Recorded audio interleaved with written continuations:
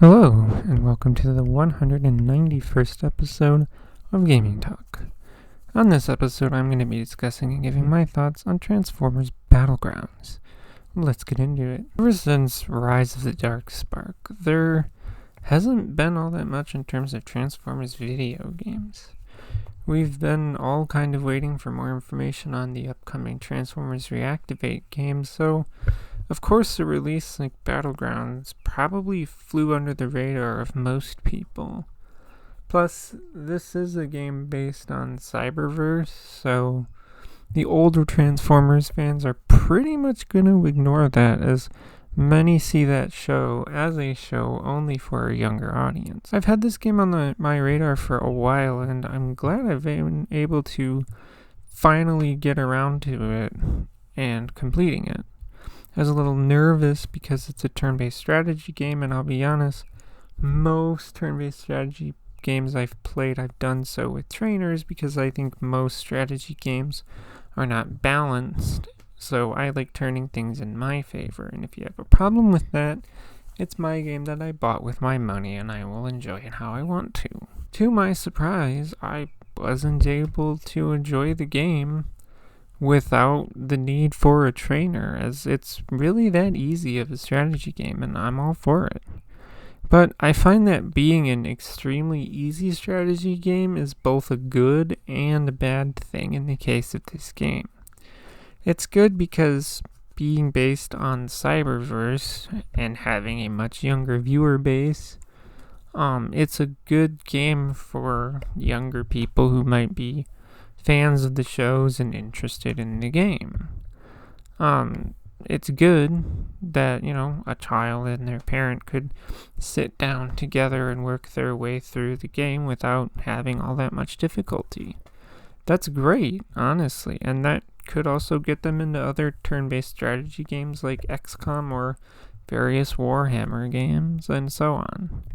The reason that this game being very easy and simple is kind of bad, though, in my opinion, is because it makes the game boring the more you play it.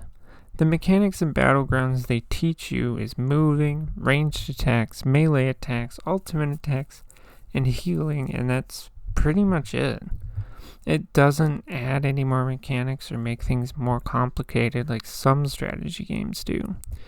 And that's fine. But the problem occurs with it in each level. All of the levels are very similar. You start in one area, you have to get your squad to the marked area, and then you'll do some sort of boss fight, and that's it. And you do that over and over each level, and it kind of gets really boring.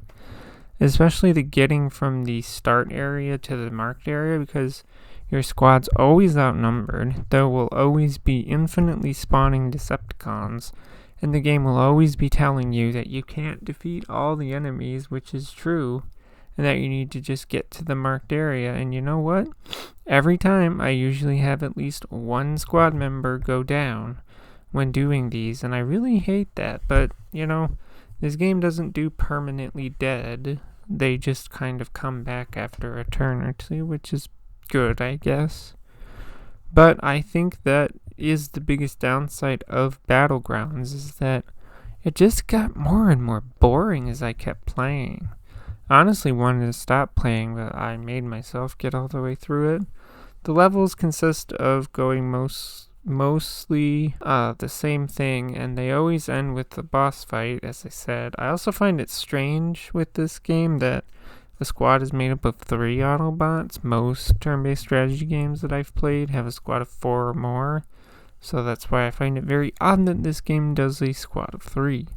Something that I wish is that healer bots like Wheeljack had a way to heal themselves when they are with other bots who can't heal them. It's kind of unfair because they kind of get left in the dust, but oh well. Something I also find odd is that the game makes a big deal about using cover to mitigate damage, but I found that cover is kind of useless because when my bots are in cover, the Decepticons will just get as close as possible at enough of an angle to be able to hit my bots regardless, and it's the same useless for the Decepticons too, because I can just get as close as possible at enough of an angle to hit them. So it really kind of makes cover ultimately pointless in the game. As far as Autobots go, you have the crew. They're all here. Optimus Prime, Bumblebee, RC, Grimlock, Windblade, and Wheeljack. As for Decepticons, we have Megatron, Soundwave, Shockwave, Shadow Striker, Hyperdrive, Off-Road, Dead End, Battletrap, Blackjack, Road Trap, Starscream, Slipstream, Acid Storm, Thundercracker, Nova Storm, Thrust, Ramjet, and Dirge. And I have no idea if they used the same voice actors from the Cyberverse shows, as I am very unfamiliar with the show. Overall, Battlegrounds isn't what I would call a bad game. It's just being overly simplistic makes the game kind of boring, which, if you ask me, is kind of worse than being a bad game. Transformers Battlegrounds is an alright game, but is just really boring, and I don't think it's all that worth it. Unless you can get it for cheap, or if you're just a fan of the Cyberverse show, then I guess you might enjoy it. But that's going to do it for this episode. So if you like this kind of content, feel free to subscribe. Thank you for listening, and goodbye.